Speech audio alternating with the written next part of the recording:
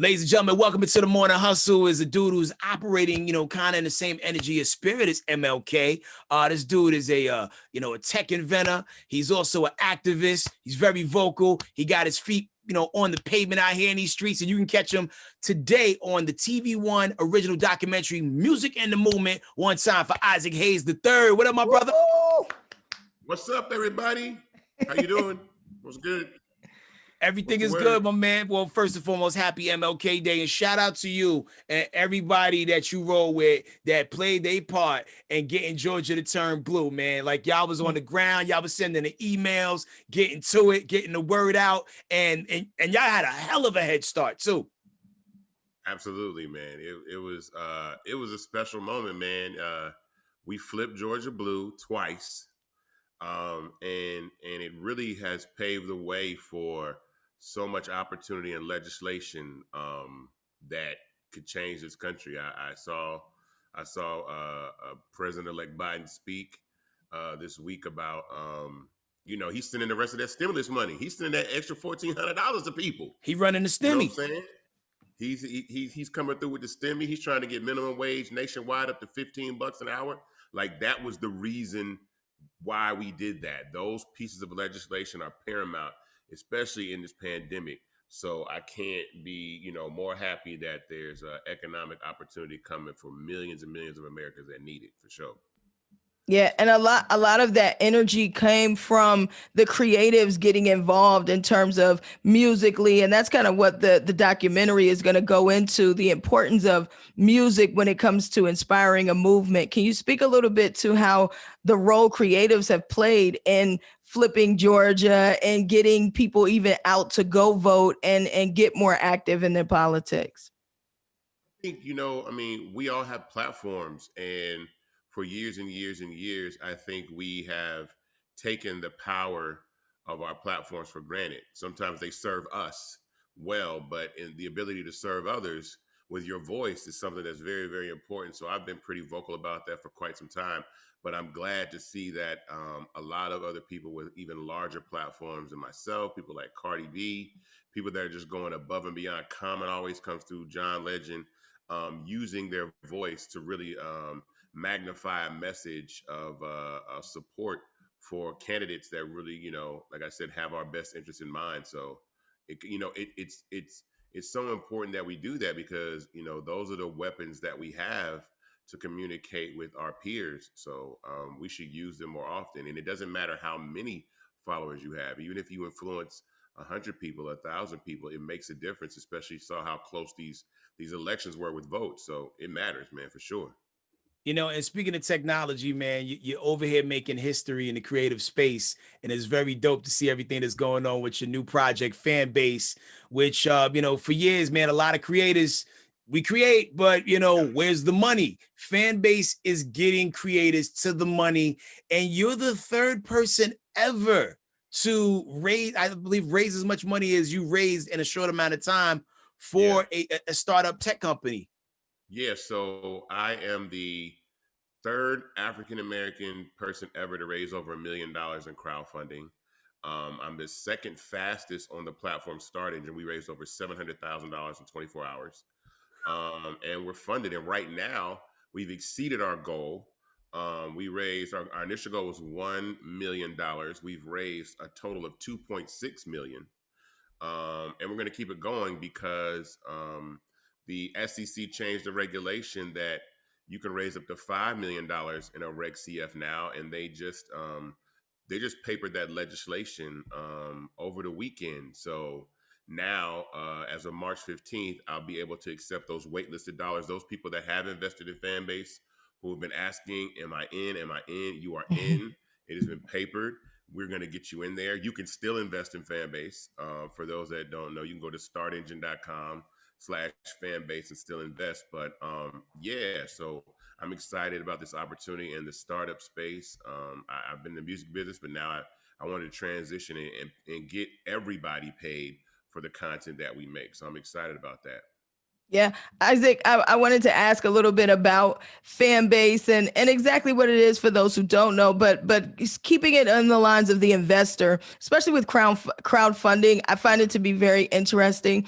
I think it gives people, first time investors, an opportunity to get in on companies like this at a lower entry point than what, if you had to be a venture capitalist, like you need more capital to invest in something like Fanbase. So it allows crowd participation, which I think is dope. What is the potential return on investment for people who have contributed to fan base? What does that look like for everyone who put in? Because we saw that you have different tiers, different levels. What does that mean when I do give to fan base? What can I expect in return?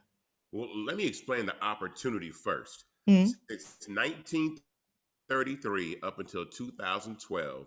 It was illegal for anyone to invest in a private company unless you were something called an accredited investor. I call AKA rich. So even from Okay. 1933 to 2012, that means you had to have a net worth of $1 million minus your primary residence or make over $200,000 a year.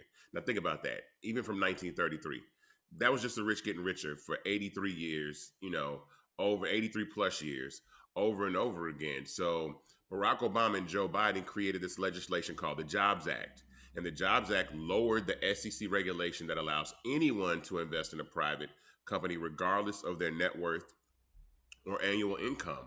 So it lowered the barrier to entry for people to invest in seed stage startups in any company, actually. So if you never got a call, you know why you never got a call to invest in Uber or Lyft or Instagram or any of these companies that, people, they go public or they get acquired and they make billions of dollars. It's because it was illegal. So now there's an opportunity. And to put that in perspective, there's an investor named Orrin Michaels who put $5,000 into Uber in 2012, and by 2010, and by 2019 it was worth $24 million. Now, I'm not saying everybody's got 5 grand, but if you had $500, imagine putting $500 into something and 9 years later be worth $2.4 million.